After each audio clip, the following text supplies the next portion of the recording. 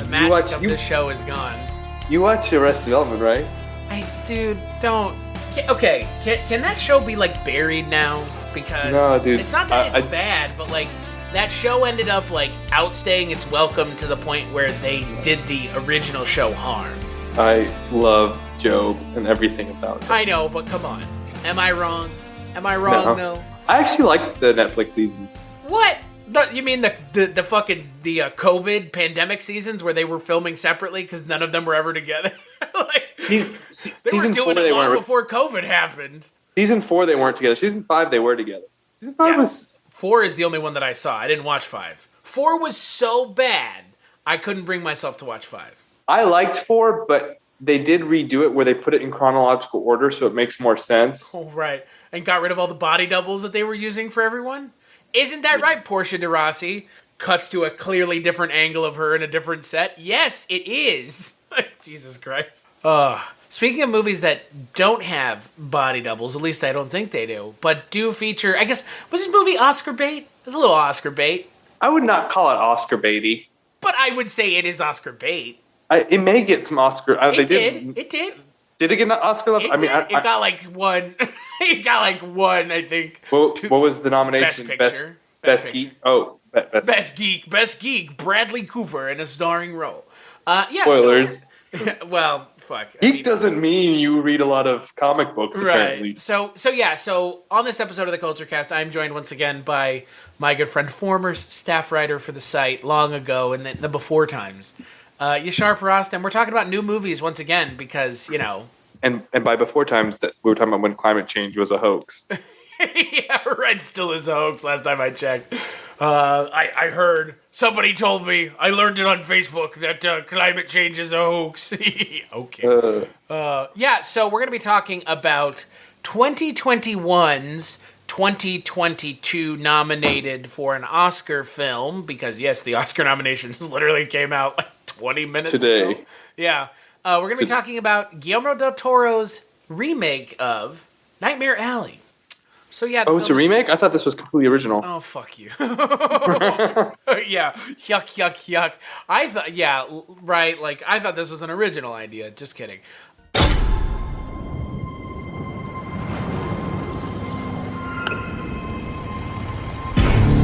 I will ask you simple questions. You will answer in short sentences only what you believe to be absolute truth. Absolute truth. I can do that. Now, brief as you can, what is your name? Stanton Carlisle. Are you a true medium?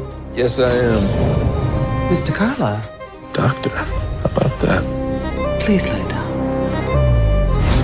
Can you read minds? Yes, I can. Under the right circumstances. Keep your answers brief. What do I want? To be found out, same as everybody else. Are you in contact with the beyond? Well, we've had our share of snake charmers in the past. We deal with them. You don't fool people, Stan. They fool themselves.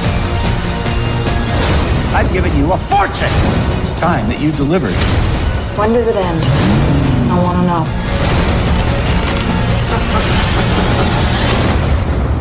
If you displease the right people, the world closes in on you very, very fast.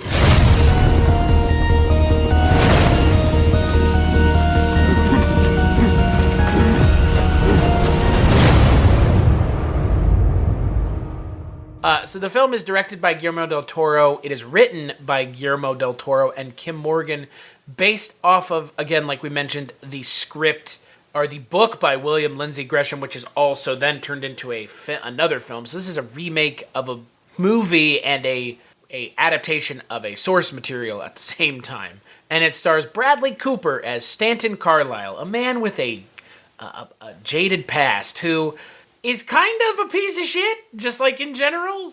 Wait. I don't know. He's kind of a piece of shit. He's a total piece of shit. Like, it's, I don't know. But before I ask you what you thought about the movie, I will say something just to get this out of the way. They don't make movies like this anymore, folks. because there is nobody to root for in this movie. It is Rooney Mara. but she's not a main character. I mean, she's like the second lead. I'm trying to think. I don't know. Look, this feels like a movie like the original film. It feels like a pre-code film. Did you watch the original film? No, but I've seen enough films like it to... Oh. It feels like one of these movies where it's like, we're just going to push the envelope with how terrible this character is and give you no redeeming qualities. I mean, there's nothing redeeming about this character. Think it's like old school. Think about like if Succession happened 100 years ago and it wasn't funny. It's one of these movies where there is literally no one to root for. Except for Rooney Mara. Kind of. But again, like, you're rooting for this woman who is in cahoots with this guy who's ripping people off? Is she really any better than him? I mean, they're like mildly ripping. It's more like I know, but everybody is pretty terrible. They're all differing shades of terrible. Yeah, although you could argue she's complicit in like the geek thing. I mean, they're all kind of complicit. Well, that's what I'm saying. That's kind of bad. Kind of bad. So anyway, Yashar, you were the one who wanted to watch this. It's not that I didn't have any interest, but again, I'm not watching a lot of new movies, though this did come suggested to me by someone else other than you. Would you say this is the spiritual sequel to Midnight Meat Train, or is no one listening to this going to understand that reference? No, people know what Midnight Meat Train is. No, this is not the movie I was expecting. Given who directed it. I would say there was a few alleys, not a whole lot of nightmares. Right. It's not Guillermo del... If you're expecting Crimson Peak Guillermo del Toro or... that Crimson Peak was fucking garbage. Horrible movie. And like... Was that Tom, Tom Hiddleston, right? Yeah, of course, like the fucking siblings are banging each other. With the high collar? That movie was not good. Yeah. Very not... That movie was bad, not good. But... This is probably one of the least... I mean, I haven't seen a lot of Del Toro's really, really old stuff, but I've probably seen most of his movies. And it was definitely maybe the most, like, quote-unquote realistic, because it was a pretty straight up... Like, there wasn't, like, a fantasy element or anything supernatural or anything like that. You said you have or haven't seen his early stuff. I don't think I've seen, like, his first, I don't know, handful of movies. Was Kronos him? Yes. I haven't seen Kronos. It's on my list. Backbone? No, I haven't seen Kronos Devil's Backbone. I've seen pretty much everything from, like, Hellboy on. Interesting. Yeah, Devil's Backbone is interesting. I've never seen Kronos, but Devil's Backbone is interesting. There are parts of this that kind of have that OG Guillermo Del Toro feel, like pre-Hellboy. But again, like, Del Toro for me, I mean, yeah, like, obviously for you and me and for a lot of people our age, the first thing we saw that he had done was 2004 Hellboy, right? Like, that was the first Del Toro movie I saw. It's probably the first. That was his first big movie, right? He did Blade too, but like Hellboy, right? But Hellboy is yeah. But Hellboy is like, if you're talking his first mainline superhero movie that he's doing to start, yeah. I guess Blade 2 was already like established IP, so it was less about the director. I think Hellboy was the first thing where you're like, oh, this is like his vision. And like, exactly. And like, exactly. His, it was his vision for Hellboy. He worked with Mike Mignola on like all the, I mean, like the Hellboy movie is it's a labor of love for Del Toro. And if you see interviews with Del Toro from back in the day and now, you really get the sense that this guy loves movies and he loves the history of filmmaking. And I think that this movie is, in a lot of ways, his love letter to an era and time gone past of filmmaking. I mean, again, this is a very small in scope story. It's a story that exists kind of in a weird world, like where it's meant to be our reality, but it's not our reality in a lot of ways. I mean, I would say, if you told me this shit happened 100 years ago, I'd believe it. I don't know. Right, but like it's meant to be our reality, but there is this like stylized nature to it that sets it kind of like, it puts it in the world of noir, because this is firmly set in film noir. But especially like with the Cate Blanchett stuff. Right, but that's the other thing about this movie that I think can't be overlooked, and I think you would agree with me. It's two movies. Yeah, there's definitely like a pretty clear inflection. A pretty clear, like the first half is almost maybe a slightly darker than normal, but kind of carny movie about a guy with a dark past. Second half is more of like almost a con man move, like like something like Focus or something. Obviously with a bit of a noir twist, and there's like another like, I guess there is a twist at the end. It's not like M. Night Shyamalan style. It's a noir style twist. It's a twist out of a noir film. But there is, so it's two different movies, but it isn't necessarily. I wouldn't say it's a jarring juxtaposition. No, like it flows well. The setting, so obviously they want to kind of have their cake and eat it too, because you want to show the gritty underbelly of the non-urban world, which is kind of the carny folk that you see at the first half of the film. But then you also want to see the dark underbelly of the urban world, which is the rest of, essentially the rest of the movie through the end.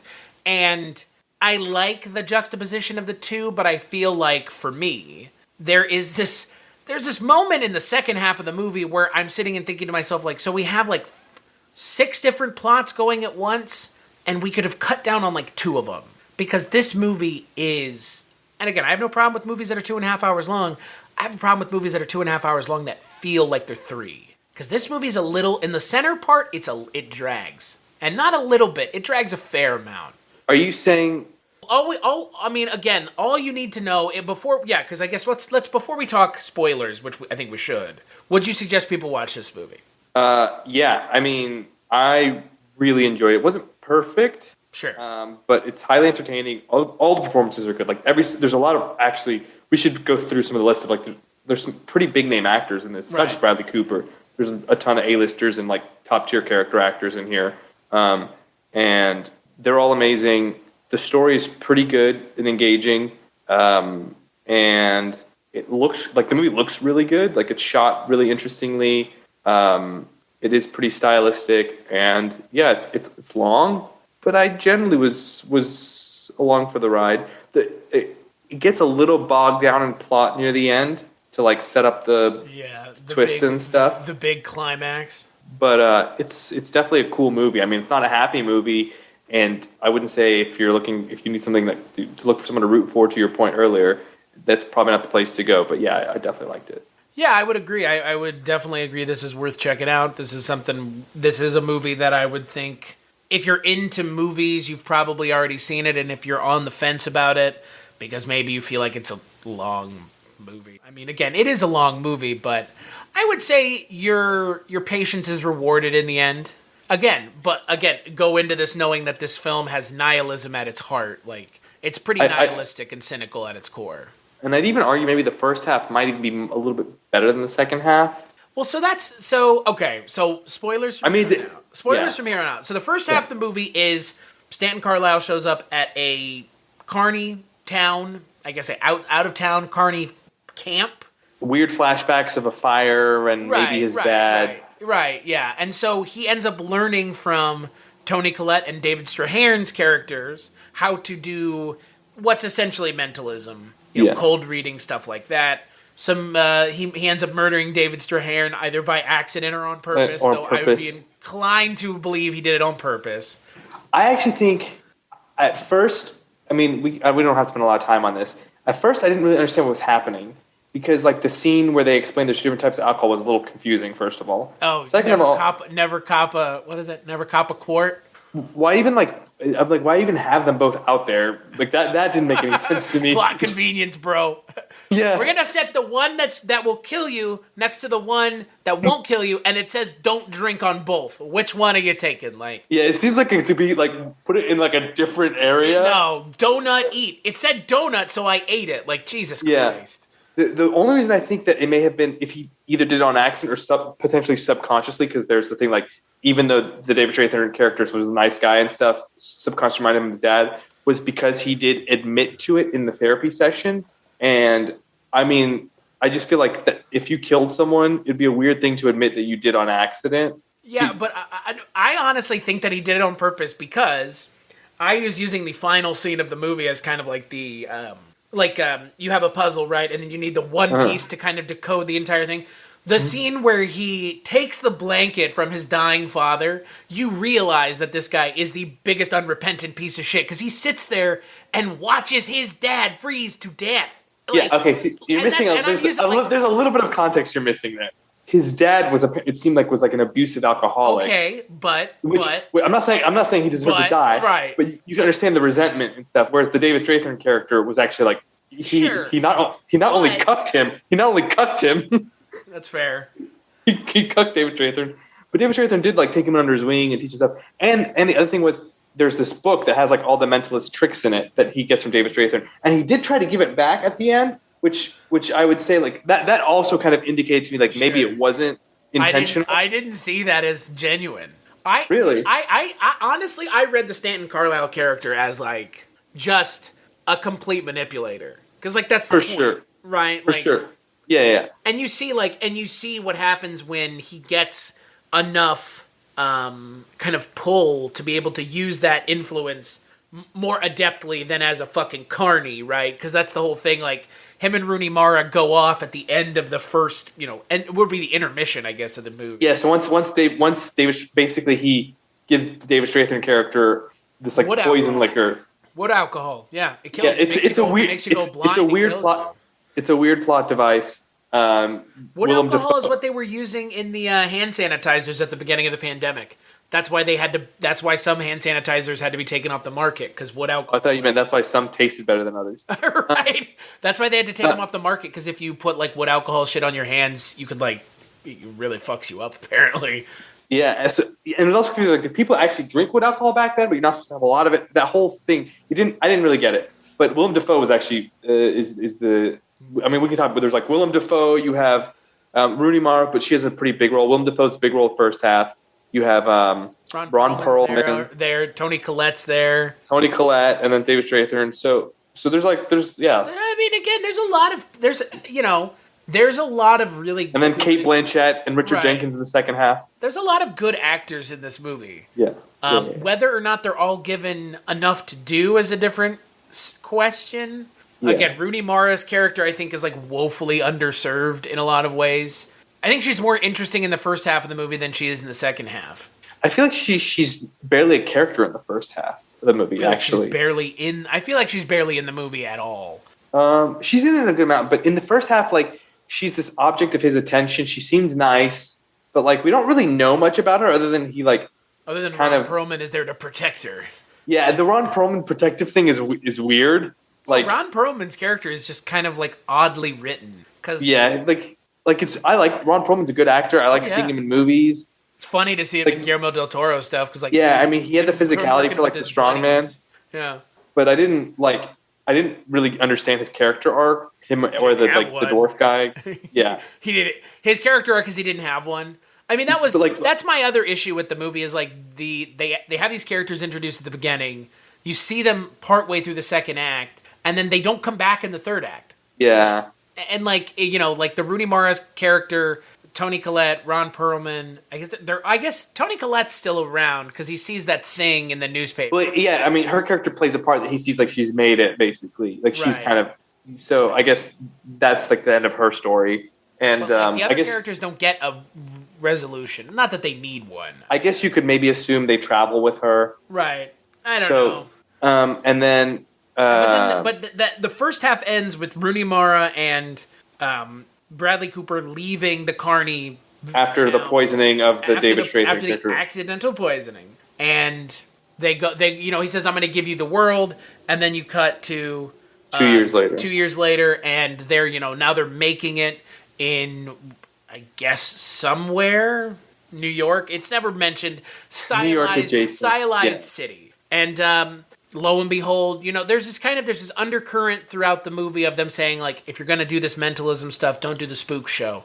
Don't give in to the spook show. Don't do the I can talk to dead people thing. Do just like, I'm on my other shows, Scary Stories We Tell, we talk to a mentalist. And he doesn't claim to talk to the dead. He does, like, mentalism stuff. Like the stuff that Bradley Cooper's talking about, like the thing with, like, the clutch with the pistol in it.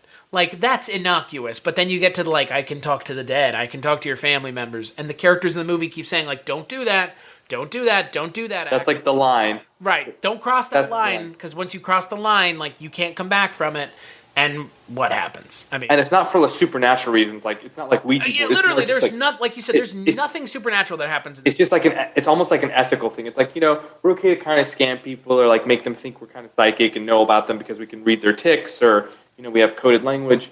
But when it comes to giving them hope about the supernatural, like it's just not something. It's just not something you do.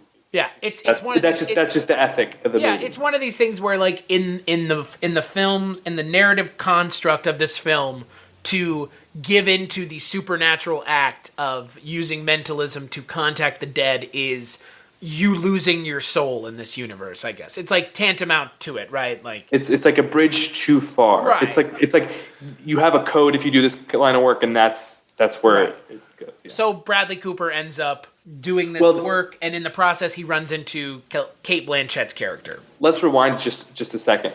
So there's a 2-year gap after that, and then he and Kate Rooney Mara have actually done a quite successful partnership. So they're not super rich, but like they're doing well, living good. They have like a residency at a hotel, essentially. Yeah. So then they're approached for work by Cate Blanchett and this older man, and then.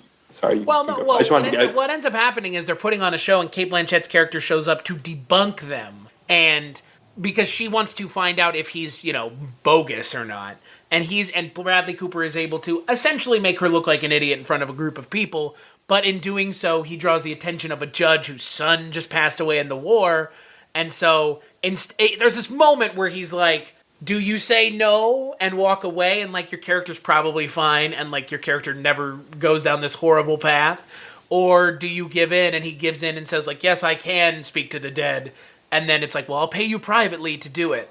And so this is the interesting part of the movie. So Kate and Rooney Mara tells him not to do it. Right. Well, of course. Well, right. Because she's a paragon of virtue in a sea of terrible human beings. Cate Blanchett is a psychiatrist. She's treating all these really rich people in this town, and Bradley Cooper goes to her and says, hey, look, we can scam these people together. You tell me the information that I'm not supposed to know, I'll regurgitate it to them, pretending to know from the other side or from whoever, and, we'll bilk everybody for what they're worth. We'll take this town for every dollar that it's worth, because people will want to hear, oh, they love you from the other side or whatever.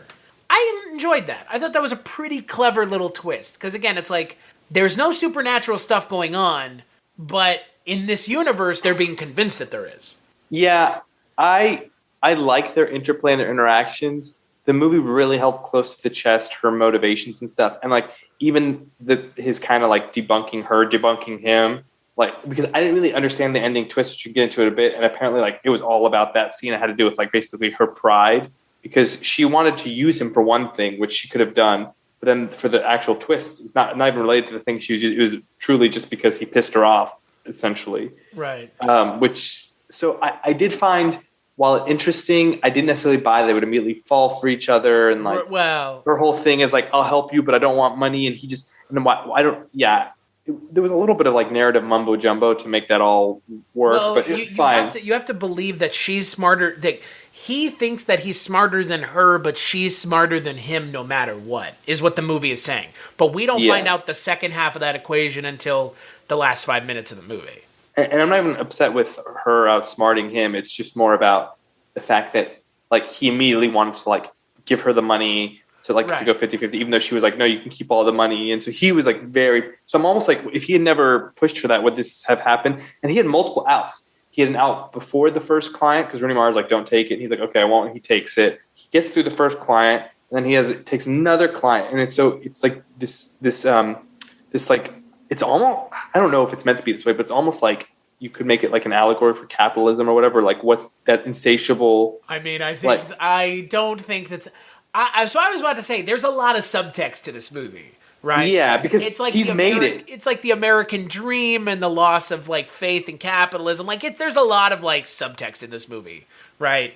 I mean, I'm not surprised you mentioned it. I'm glad you mentioned it because it was either you were going to mention it or I was going to mention it. But it felt like Guillermo Del Toro was trying to tell a story of like America, right? I don't know. The American dream, maybe? Like, I mean, kind of like the guy leaves rural bumfuck nowhere, goes to a carnival. The opening was weird because it's almost like he's like in a daze. He's just like, wakes up from this burning house and he's like in a carnival. You don't know. He doesn't speak for the first 10 minutes of the movie. Oh, yeah. I didn't even mention that. Bradley Cooper, like, I would say in the first half of the movie, Bradley Cooper's lines are probably limited to like 3 pages of script, maybe 4. Once he meets Toni Collette and stuff, he starts talking more. Right, but like for the most part, the first half of the movie, he's pretty quiet. Yeah. Willem Dafoe does a lot of talking. But I think there is some subtext here for like the capitalist dream of America or something, because I was trying to figure it out, because like there's obviously more going on here. Like Guillermo Del Toro in a lot of interviews said, like, when I started on this project, it changed the way I thought about the world. And I'm like, when I was thinking about like that in relation to the story that they're telling, it's kind of hard not to be like, okay, so what is the character of Stanton Carlisle standing in for? Is he standing in for the American dream, or people that are chasing, I guess, opportunity? And what happens when you are too opportunistic? Again, like, you could take it any number of ways, because it's rather not vague, but they're not hitting you in the face with it. It's like one of those things. Greed is like a universal human thing, regardless of whatever your politics system are, you live economic in. system. The greed thing. So you could say like maybe it's just about like human nature and greed, but it's about that regardless. But like, it's like that's like the is baseline. Is it more coded than that, right? Yeah, so the question is it just about like human nature and greed, which I think that's definitely part of it. Is that everything that it's about, or is it also about like he is sort of emblematic of capitalism, and it's like he's escaped this bad area, made it far beyond that anyone can expect, even doing some questionable things to get there, but he would be fine coasting, doing that forever, and then he makes one bad decision, but like still kind of enough is not enough, right? But and then he wants more and more, and so it's like which is capitalism. Like capitalism is like the accumulation of wealth in never-ending perpetuitum. So so it's like he's going full Bezos. It's like you could be a billionaire, but why stop at $1 billion when you could have 10 billion? Why stop at 10 billion when you could have 100 billion? Right. So because that's the other thing. Like when he's grifting the I guess the wealthiest character of the film, Ezra Grindle, who's of course he's a rich white tycoon who it's like the who turns out 20s, to be a sexual assaulter, or I guess beater, like a more violent Harvey Weinstein, basically abuser of women. He's grifting him, and then even at the end of the movie, when he's grifting this guy who's paying him like $10,000 a session, I don't get the sense that when he's done with him, he's going to be done. Oh, right? No, right? He'll keep going. Like he just no. I thought he was definitely. After where he runs him over. No. Like if the thing with Ezra Grindle had been successful. Oh yeah. If it hadn't gone sideways, like it would never. I don't think for Stanton Carlisle would have ever been enough. I totally agree. Yeah, even though he was making like tons of money. Like he was getting $10,000 a session, which in that time was probably like 100,000 plus. Oh yeah, that's a ton of money. Yeah. No. So yeah, he does one thing where he basically communes with one rich guy and says like, "Your son's in peace. You'll be with him." Wife played by Mary Steenburgen, randomly in the movie. I mean, she's like a pretty big actress. Literally 2 scenes. 2 scenes. One insane. As soon as I knew where that scene was going, but I was still surprised. Yeah, so there's a scene. It's towards the end of the movie. It's during the effectively the climax of the movie. This couple is, like you said, they're told by Stanton Carlisle, by Bradley Cooper's character, like, "Oh, your son's in heaven. You'll be reunited when you're there." And that's how he rationalizes it. Right, and the wife is like, takes it to heart and kills her husband and herself so that they can be with their son. Be with him. And then the Ezra guy. Nuts. Like, I mean, yeah. His issue was, I didn't even know he was his lover. I couldn't tell if it was his daughter or his lover, like the whole movie. I was like, did he force his daughter to get it? Because there's one part, I think, where he's talking, but there's that loud music going on in the library, and it's almost, do you know what I'm talking about? There's the scene when it's all the past is revealed. He can't get the information from the psychiatrist, so he finds out like the name of the woman, and he goes to the library to see newspaper articles about her. And it's basically like, he essentially forces this woman to get an abortion that he was in love with. And I guess she died during the abortion. It was a failed abortion, and he regrets it. So he wanted like some sense of peace, and that's he wanted to be absolved of her death. Yeah, and this guy's he's probably a bigger piece of shit than Bradley Cooper. And Richard Jenkins plays it really well, because you don't realize what's going on until the last scene, their interaction. Because he plays it similar to Cate Blanchett. He plays it pretty close to the chest as to what the reality of his character is. Yeah, you just think he's like, kind of a weird, up his own ass rich guy, but you don't like think anything.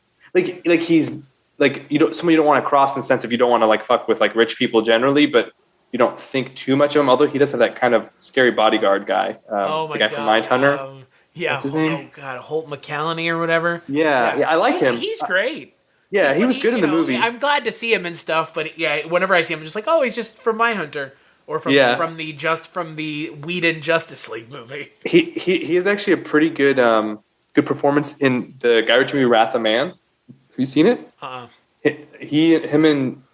He's actually one of like probably the 2 or 3 top leads because it's Jason Statham, him, and Josh Hartnett. Highly recommend if you want to see it. But does he get run over by a car in that? Maybe. Yeah. He gets run over by a car in this. Twice. Pretty epically too. Yeah. It's what's funny. What's kind of funny about this movie is that there is this kind of the subplot of like the psychiatrist knows everything but won't tell Bradley Cooper because then they'll know that they got the information. It's her. Yeah, because she's the only one that would know these things. So she knew that he was like a serial abuser of women then? Well, okay, so the implication is, and it didn't, I kind of got this, but I read some afterlife. So there's a point in the movie where she to like seduce Bradley Cooper's character, she shows this scar on her chest to say like things have happened to her. So the implication is that he did that to her. And the whole point of him linking her together, scamming her, was her form of revenge on him. Oh. They didn't make that. Fuck that. That's bullshit. I mean, it was like a very like tenuous. I guess you say it because it's like who the fuck else would have done that to her? And he's like says, "I do hurt women." So that's like the connection there. Yeah, but and then you get to think, why didn't they say that in the script then? Well, I mean, why not say that? Why not say that at the end of the movie? So let's kind of go. There's no reason not to have that in the script if that were the case. The movie ends with her double crossing Bradley Cooper. And not because she feels bad about the people he scammed. Crossing him almost. Yeah, but it's not really even about the money. She just I didn't really understand why she would, because I was like, okay, if he's like a tool for her to get after these guys. I don't know. Wasn't it for the money? No, it was. She kept all the money though. Yeah, she kept the money, but like I think she just wanted to fuck with him. And I was reading online. Apparently, it was saying the scene where he goes in on her, like she was prideful, like him. And she didn't want anyone taking the better of her. And so, like, she took that and said, I'm going to get back at you. Like, I'm going to be the smartest person in the room. Which made sense with her character, but also, like, we got, like... That feels like other people reading into it, dude. Yeah, I didn't get that from just watching the movie the first time, but I also was like, I don't know why else she would betray him, unless it was purely for the money. But she could have gotten half the money and not betrayed him. And she was quite wealthy. But this is a noir movie, dude. That's why I was telling you, like, this is noir. In noir, it's like the characters are betrayed to the nth degree. She's taking all the money because she wants all the money, and fuck you. Like, and you know what? If she knew that he was abusing women, like, then she was using Bradley Cooper to get back at him. Yeah. Like, But I don't know. That's whatever you read seems like it's reading way too much into it. Like, I mean, I read it in a few different places. Subtext, like hyper subtext, like I'd be interested to see what Guillermo Del Toro said, but like basically he was saying that because Bradley Cooper sort of one-upped her, and he didn't just say hey, you're wrong, that's fine. It was like he like really went after her hard and like made her look bad in front of other people, which I didn't really think much about. Like I was just like, but it also kind of goes back to the point of like his own hubris, right? Because Rooney Mara does say, why'd you go so hard at her? Like, you could have just dropped it. And he's like, well, I wanted to, like, show that my credentials. So, like, maybe that kind of goes with the whole greed, capitalism, like, enough, he won, yet he still kept going. And then that comes back later on. Or I could just be talking out of my ass. I mean, I don't know. I mean, if you look at it that way, using that scene as kind of, like, the initial onus for why she would want to get back at him, I mean, again, it's not as tenuous as I had initially felt. But again, why not just say that in that scene at the end? Like, again, like that feels like so obvious of a connection. If they were wanting it to be that obvious, they would have said it. Yeah, the betrayal was a little hard for me to follow. Like, I was like, okay, she betrayed him, but to me, it wasn't 100% clear why she did until afterwards when I read stuff. And I'm like, because I guess I just read into it. It was the money. Like, again, it's like very noir. Like, nah, see, I'm taking all the money for myself and fuck you, like, and you're crazy and you're gonna get, and like she's gonna have him committed too. I mean, she is getting back at him because like she's gonna have him committed.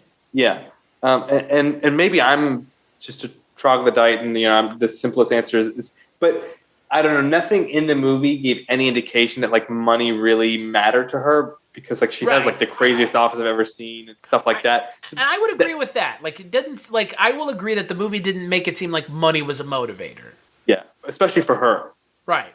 So that's why. But at the same time, that's the only motivation that we're given at the end of the film for why she did what she did. Other than, again, I would agree that there is enough evidence to say like there is this idea that she did this just to be like, fuck you, dickhead, like you fucking fake. You fake asshole playing with your, Ouija boards and stuff. Like you're not legit. Like I know I have a better idea of what's going on in reality than you do.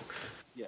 I mean, it's interesting if you view it from that direction. I guess that's the big twist, and the ending has gotten a lot of buzz. Like the actual ending of the movie, which harkens back to an early conversation the character has with Willem Dafoe. Basically plays like the ringmaster.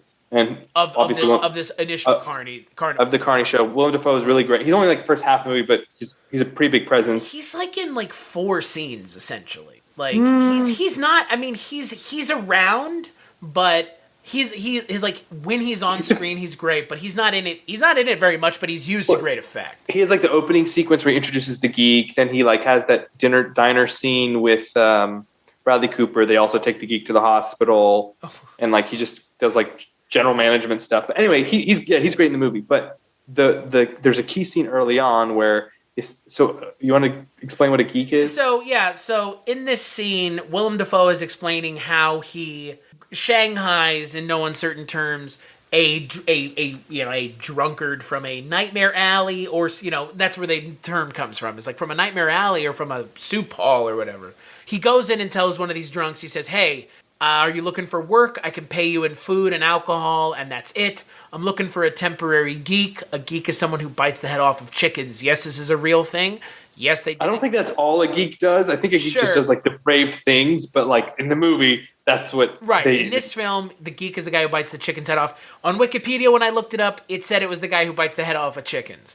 Oh, it's specifically chickens. I believe so. So he tells him, look, this is how I make a geek.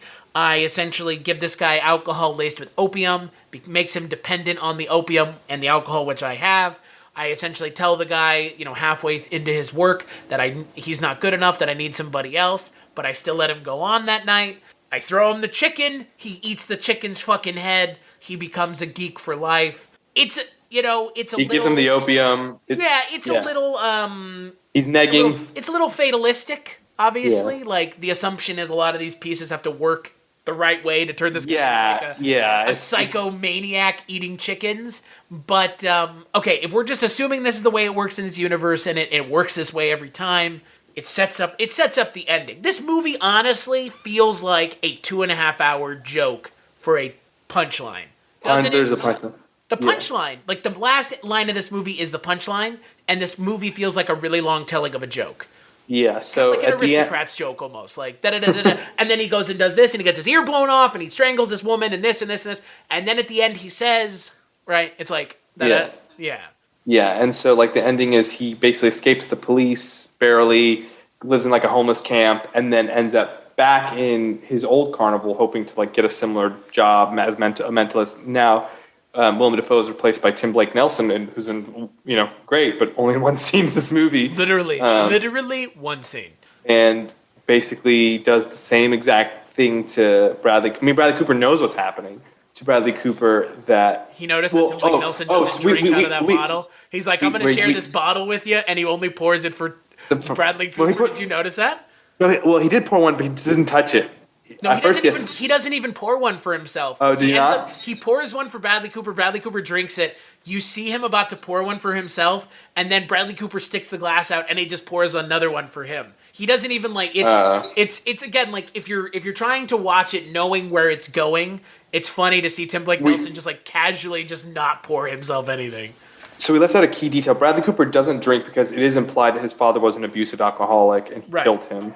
They make a point. Like, they make a point. And Bradley Cooper does start drinking. I don't touch the stuff.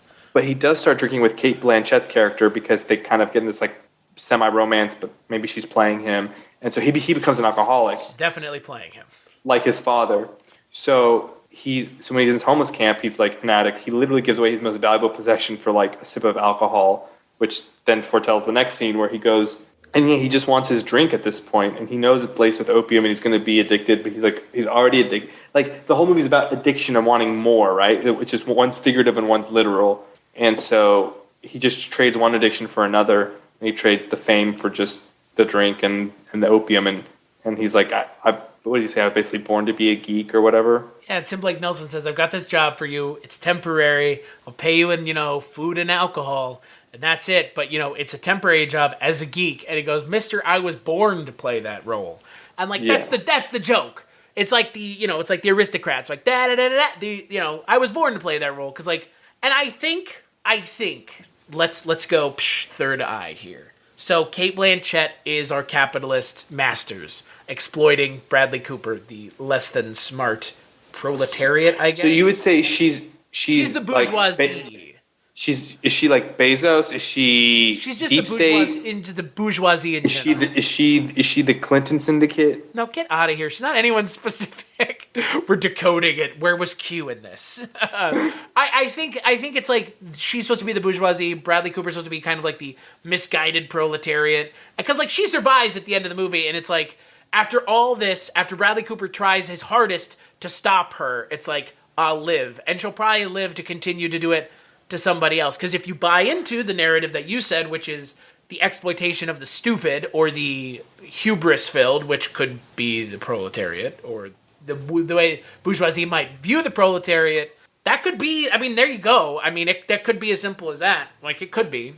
Again, subtext. But it's still the same greed undertone. Like, yeah, I'm not sure if she represented, like, a specific mechanism I'm not saying of capitalism. Intentionally, but, like, you could read it Yeah. that way. I enjoyed it, but it's a rough movie. Yeah, it doesn't have a very happy ending, obviously. And like there's part of you that sort of you want Bradley Cooper to get away with it because I guess you follow him. But then when you think about it, he is a genuinely bad person. He killed his dad, right? Abusive alcoholic. And watched him freeze. But probably you shouldn't kill your dad. Then he he cheats on Rooney Mara. He but arguably intentionally, unintentionally kills this guy who's like his mentor. He rationalizes it by he's helping them, but does the beyond the grave field type of work. Yeah, and those people die because of it. Every single person, that he does it before die, and the judge and his wife seem like good people. And although the final guy was not a good person, and he kills another guy as they're escaping, and he beats Richard Jenkins to literal death. Although he may have deserved it. He had it coming, but still. Yeah. So Bradley Cooper just does in the movie. He kills Mentalist. He kills his dad. He kills Richard Jenkins and Holden Callahan. And then doesn't kill the judge and her wife, but you could argue without him they don't die. So that is 6 deaths. That's a lot of people. Yeah. So it's a pretty bleak movie. There's no silver lining here. And even though he is objectively a bad person, I wasn't happy. I wasn't happy to see him suffer. It's, you know what I mean? At the end, I felt sad for him. Right. Well, and that's because at the end of it, you're just like, well, this is it. This is your life now. That's the way the movie ends is this is your life now. And does he end up as the other geek, dead in an alley somewhere, covered in scabies and shit? Does he end up there? I don't know. Again, that's where the movie showed the other guy ending up. Is that where he ends up? I don't know, but I will say the movie puts his character in a very bad predicament. And that's, again, could he rise above it? Sure, but he already had that opportunity. That's kind of the way the movie presents it. You only get one go-round here. Yeah, the second half is just everyone is just, he's a bad person, but everyone he's interacting with is also a bad person. So it's bad, there's no one to root for. Nope. You're kind of rooting for him because you're he's maybe less evil than this guy. For him because you are following him through the majority of the film. He is likable. Bradley Cooper does he's he's a great actor and he has this magnetic interesting thing going on, and obviously he's playing up the charm. And honestly, I think he's playing the charm down. I think Bradley Cooper in this movie, it's an interesting performance because he's doing something that like I haven't seen him do, which is like he's downplaying how likable of a guy he is in a lot of. I meant like I'm thinking more in the second half when he's like doing the whole song and dance. Yeah, the first half, I could see that. I think even in that part, like he's still toning down how charismatic of just a genuine human he is. But it's a weird performance, and also like the accent he's doing is very it's very specific. They mentioned he's an Okie yokel or something, and like if that's what they were going for, and he's supposed to be from like the rural part of our country, that again feeds more into kind of the message that we've been talking about, right? Right? I mean, it does. If he's from like Oklahoma and he goes out to the coast to find his way or whatever, I mean, there's something to it. I don't know what accent he's going for, but it's very like it's like very staccato and like very weird. I don't know. It's not Bradley Cooper just talking his normal voice, that's for sure. I mean, it's definitely not Rocket Raccoon. Just like a New Jersey accent or whatever Rocket Raccoon's supposed to be. Insane that they got like one of the most handsome men in the world, Hollywood, whatever, and he plays a raccoon. And he's never been on screen with any of these. He's like never worked with any of the other actors. I think he does do some mocap stuff, right? Nope. Never? No, right? It's totally wild. I was reading some stuff about it, and he was like, "Yeah, I've never been on set with them or anything." Because I think that was part of his contract, was that he wanted to be able to just like go in, work, and leave. Which, you know what? Like, kudos to him, because dude, can you imagine like that hell of a gig? Just do a voice in a Marvel movie, don't even really have to be on screen. Vin Diesel's got the most, because he's got the even less lines because he only has one thing to say. I would say Vin Diesel has a harder time because he's so limited by what he has to do. I mean, you know what's impressive? Vin Diesel puts in all the work on the international dubs. Oh, does he? Every single international dub is him doing it. Oh, yeah. I'll give him credit for that. I mean, it still ends up becoming him doing like still less dialogue than anyone else because he only has one sentence. Per payment, he has probably gotten paid more per word than any actor in the history of fucking acting ever. He gets like 7 or 8 million. He's made like 45 million off. I mean, he's been in like 4 or 5 movies, which is like, it's a lot of movies, but it's like when you realize what he has to actually do in those movies. It's not much. I think he does. And why would you ever recast him? Because like he could do that until he's like 80 years old. Like, and at this point, money's not really an object. No, when you're part of the two of the biggest franchises of all time, life's not hard for Vin Diesel. No, it's not. Yeah, wild. I'm disappointed. I will say, not that the Oscars are a measuring stick of anything, but I'm a little surprised that Bradley Cooper didn't get nominated for this role. I can't hear you. Who did get nominated for Best Actor? We should probably know this, huh? Movie podcast and whatnot. Nah, I mean, but dude, most people that talk about movies don't like the Oscars, myself included. So who's nominated? Andrew Garfield, Benedict Cumberbatch, Javier Bardem, Denzel Washington, and Will Smith. Power of the Dog. I think the Benedict Cumberbatch performance actually is overrated.